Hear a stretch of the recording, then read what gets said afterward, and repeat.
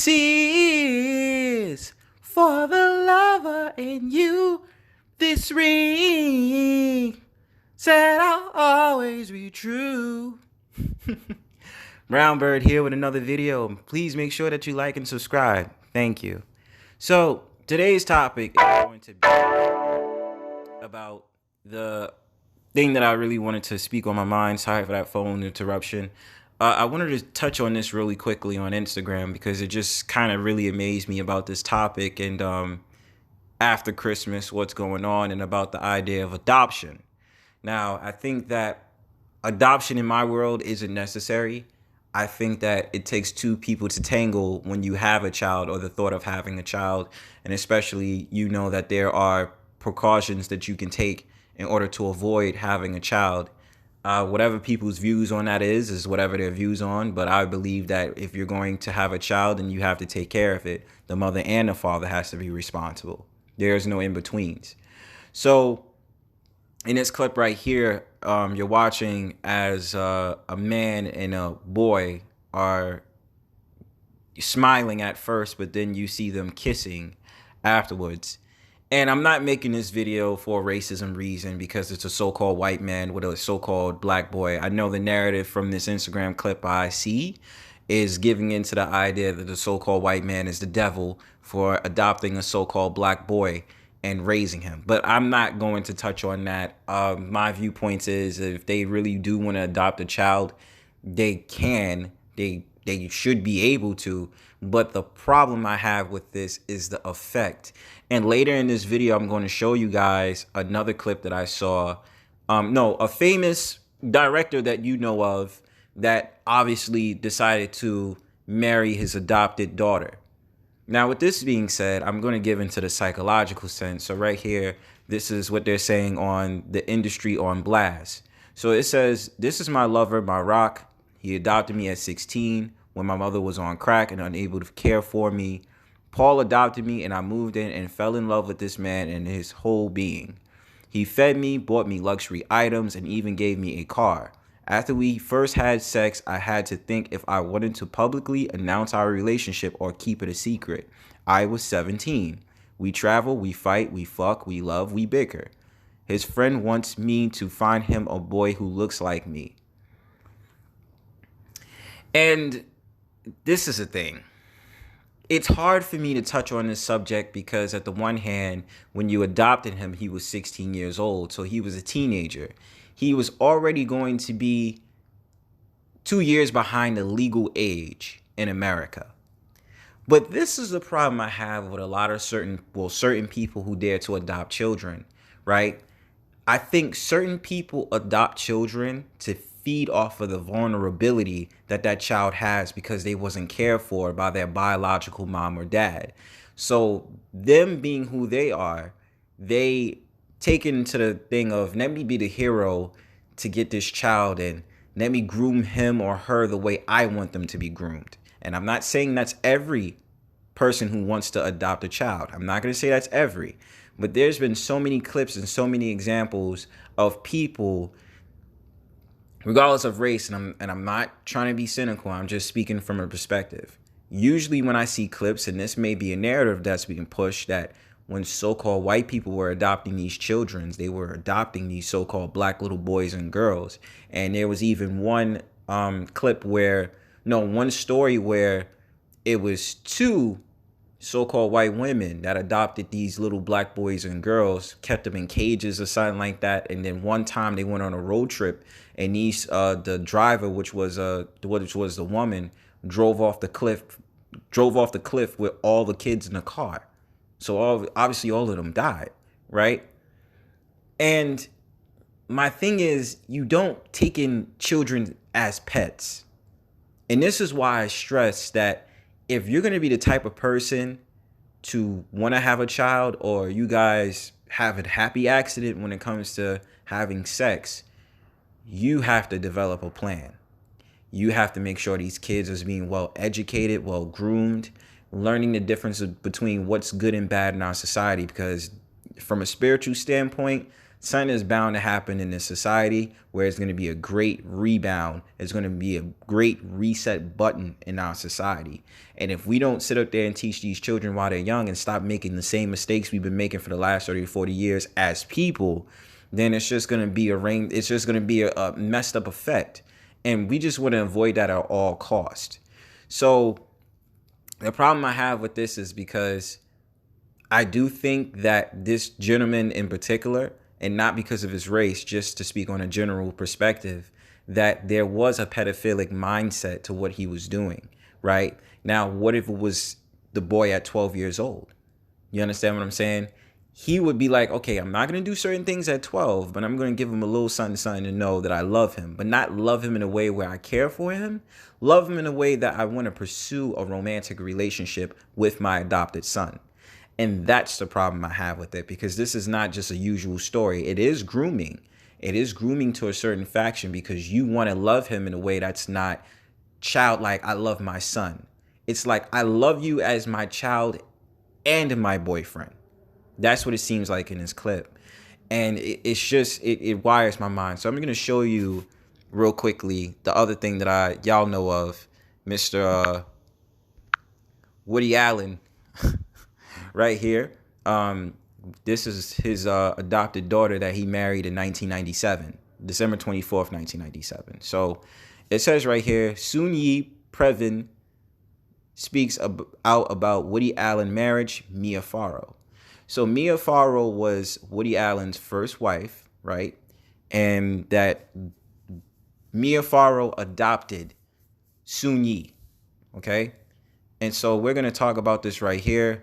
Allen's wife breaks decades-long silence on relationship with director, claims adopted mother was abusive. And I'm going to get into that for a second, just not to place the blame on Woody Allen and all of the talking points that I want to bring up.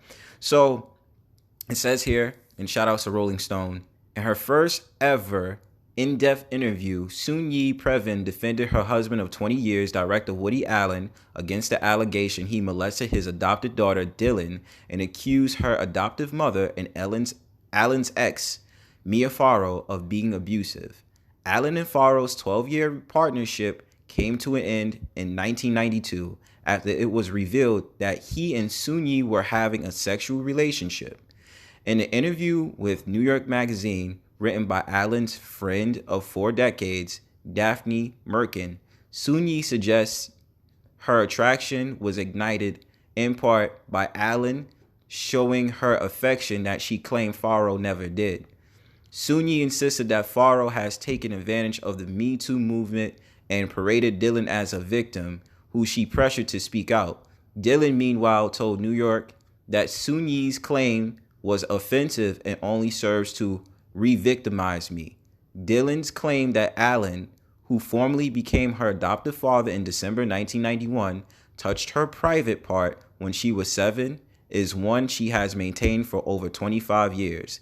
That's about as long as Soon-Yi has insisted she wasn't Allen's victim.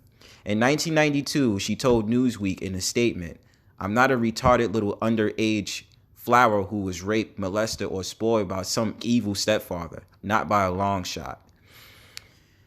And I'm not going to really get into the rest of this, guys, but I just want to touch on the fact of the matter. I know that there are tactics that these people use when they're coming into the adoption, and that, yes, on both sides of the fence, when it is adoptive parents, they're using these children as pets.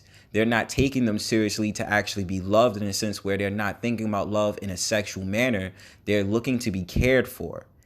And, you know, yeah, there seems to be a wrong on Mia Farrow's part, right? And I would never say that it isn't. I think there's another thing that she mentions later on in this article about how Mia Farrow used to abuse her. Now I'm trying to see if I could get it. Okay. Let me just try to see if I could get this.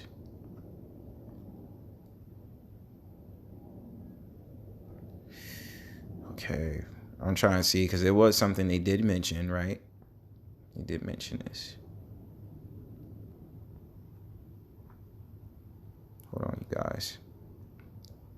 All right, so right here it says Mia used to write words on my arm, which was humiliating, so I'd always wear long sleeve shirts. Soon Yi told New York she would also tip me upside down, holding me by my feet to get the blood to drain to my head because she thought, or she read it, God knows where she comes up with the notion that blood going to my head would make me smarter or something.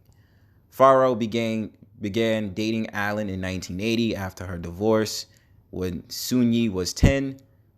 By then, Farrow had also adopted another child, Moses, with whom she is also now estranged.